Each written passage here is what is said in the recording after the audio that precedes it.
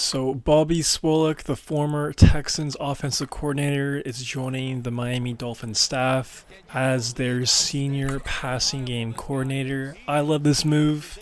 I feel like Mike McDaniel could use a little bit of help. There has been some talk about him potentially being on the hot seat this past season, and I think going into the 2025 season, he will definitely be on a warm seat for sure. So, extra help from a guy like Bobby, never a bad thing in my opinion. And it will be interesting to see how the Texans look in the 2025 season and how the Dolphins and Bobby sort of look in the 2025 season, because he was more or less the scapegoat of this past year. The Texans, of course, offensively did not look good at all throughout the majority of the 2024 season compared to how CJ Stroud and Bobby's offense looked in 2023. Really looked elite, looked really special the first year, but a year later looked awful out there, man. Looked completely awful. We'll have to see who made the right decision and if CJ Stroud can bounce back and whatnot. Let me know, Dolphins fans, do you like this move? And how are you feeling going into the 2025 offseason? Who do you want the Dolphins to add? Who do you want them to draft? I'm curious. And also, a big reason why Bobby is heading to Miami is because Bobby and Mike were assistants on the Niners from 2017 to 2021. So there is a connection, a relationship there. And also, Bobby's brother Ryan is the Dolphins DB coach, so a lot of family ties indeed. Now, for me personally, I think one of the biggest needs for the Dolphins going into this offseason is the backup quarterback position. Going into the 2024 year, they had Skylar Thompson as Tua's backup, and then they brought in Snoop Huntley. Both of those guys, honestly, not really NFL caliber quarterbacks, not even great backup QBs. I know Snoop Huntley got a couple wins at the end of the season, but come on, man. Snoop isn't that good of a quarterback, which is weird because he had a pretty good start to his career with the Ravens, but I don't know what happened. So, if the Dolphins want to add a backup quarterback, I feel like there's a lot of good free agent ones that are available. First off, you have Zach Wilson. I still feel like Zach has a lot of potential to do something in this league. Can he be a middle tier starter on a good team? I think he can be. Hypothetically, if Zach Wilson was on the Rams roster with Sean McVay, I feel like he would do something. And I feel like he would be successful. Or if he was with Kevin O'Connell on the Vikings, I feel like he would look good. But that's just me. Zach Wilson with Mike McDaniel. Mike McDaniel is a pretty competent, offensive-minded coach in this league. Plus, you still have Tyreek, Jalen Waddle, and a really good run game. I think if Zach Wilson were to back up Tua and get in there at some point in the season, I think he would potentially be really good. Plus, the added extra motivation with how things turned out with the New York Jets.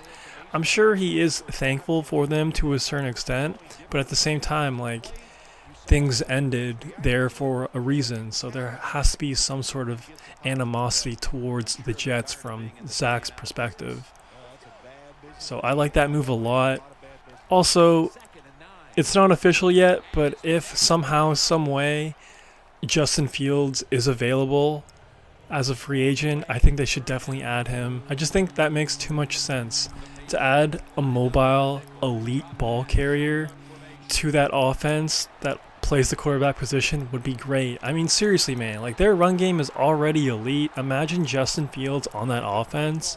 Sure, he's not the most prolific passer in the league, but he is an elite ball carrier, and I think that would be a lot of fun to watch. I would definitely be rooting for that. You also have guys like Carson Wentz, Jameis Winston, Cooper Rush, Drew Lock, Marcus Mariota.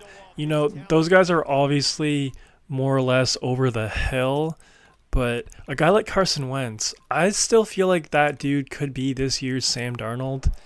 He was on his way to be the MVP the year the Eagles won the Super Bowl in 2018 before he got hurt. Since that year, his production hasn't really been the same, but he has all the skills to do that. And it's kind of the same argument I have with Zach Wilson. Like, if you put Carson Wentz on the Vikings right now, I feel like he would look pretty good, man. I feel like he would look pretty good. As a long-term franchise QB, no. But as a starter for like maybe a year or two, I don't know. I think it could maybe work. And that 1 year he did have with the Colts, he was decent up until the final week of the regular season where they played the Jaguars in a winner-go-home situation. And, of course, he laid a big egg. But I feel like he had a pretty good year with the Colts as well. So, Dolphins fans, talk to me. Out of all those QBs, who do you want them to add as the QB2 for the Dolphins, or probably going to be the QB1 at some point, just because like you can't rely on Tua's health. And if they don't go in the direction of adding a QB via free agency, definitely expect them to do that in the draft. You know, you have guys like Jackson Dart, Kyle McCord, maybe Quinn Ewers, maybe a guy like Will Howard, Jalen Milroe, maybe. A lot of kind of projects there, but again, I just feel like they need to add a backup quarterback that at least has some potential to come in there and win some games, unlike Skylar Thompson or Snoop Huntley. So, let me know if you agree with me. Let me know if you like the Bobby Slowik signing, and do you think the Dolphins can have a bounce back year in 2025? Because if you really think about it, they were only a couple wins away from making the playoffs, and Tua was out the majority of the year.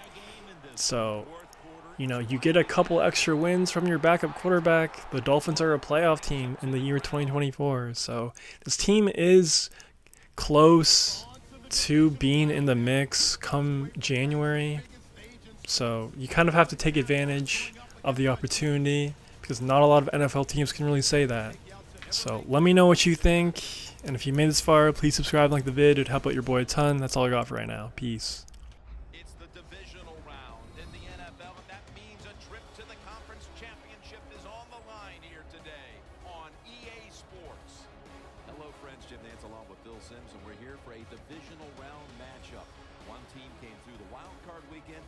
The other one's been sitting back on a bye, waiting for this matchup. So the playoffs continue, and everything is at stake here, partner. Yeah, these wild card teams, they are so excited to be part of the playoffs. No doubt about it. It comes down to the last week. They're worried, are they going to get in? Well, here they are. Can you control those emotions and make them go in your favor to win this game? It's going to be exciting to watch.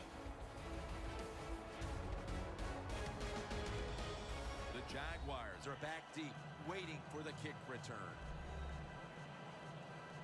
The Jets ready to get this action started.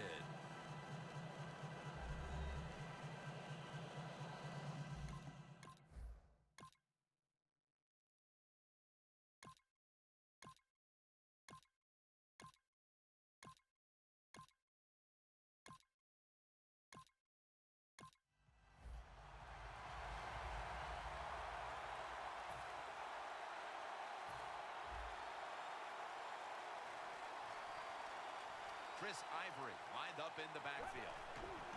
They'll run it here. Away from the ball, there's a flag down on the field.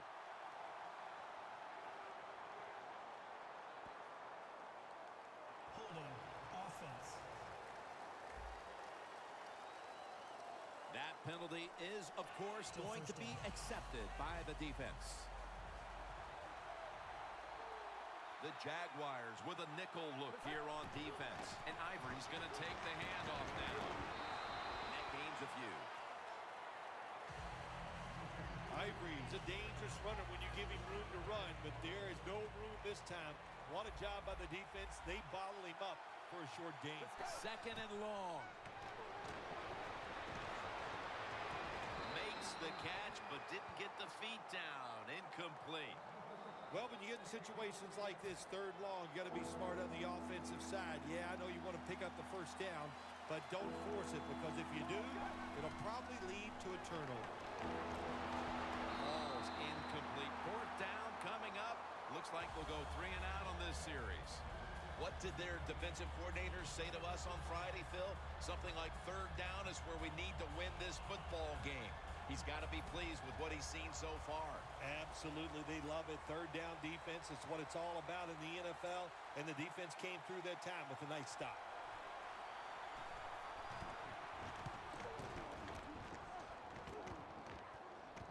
Green's not going to test the coverage.